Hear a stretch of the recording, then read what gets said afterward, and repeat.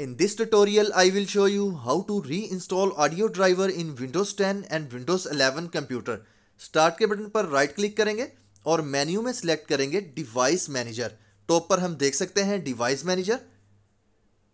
इसको सिलेक्ट करने के बाद डिवाइस मैनेजर का बॉक्स हमारे पास कुछ इस तरह से अपीयर होगा। बॉटम में हमने फाइंड करना है sound, video end game controller.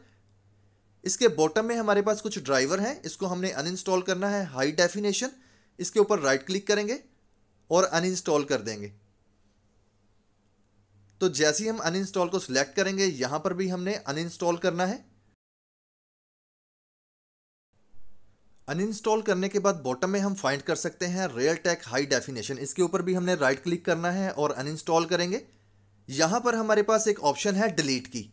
अगर हम ये ड्राइवर डिलीट कर देंगे और अनइंस्टॉल करेंगे तो ये दोबारा इंस्टॉल नहीं हो पाएगा।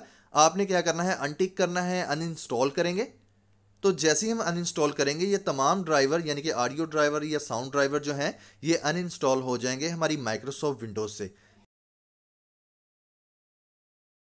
तो जैसे ही ये अनइंस्टॉल हो जाएं, इसके बाद हमने क्या करना है, टॉप पर आना है यानी कि एक्शन के बटन पर क्लिक करना है। टॉप पर हम देख सकते हैं और स्कैन फॉर हार्डवेयर चेंजेस, इसके ऊपर क्लिक कर देंगे। सिंपल सा प्रोसेस है इसको करने का।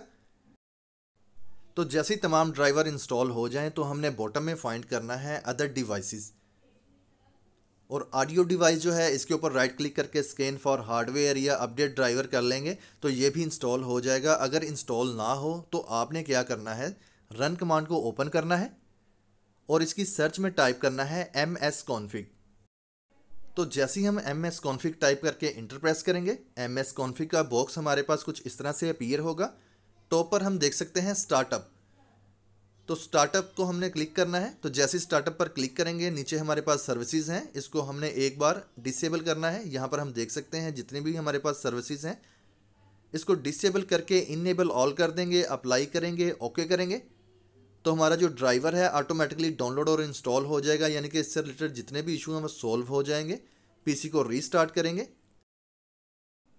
तो जैसे ही हम पीसी को रीस्टार्ट करेंगे, तो बॉटम में हम देख सकते हैं यानी कि टास्क बार पर ऑडियो ड्राइवर जो है वो इंस्टॉल हो चुका है और सही तरह से वर्क करेगा।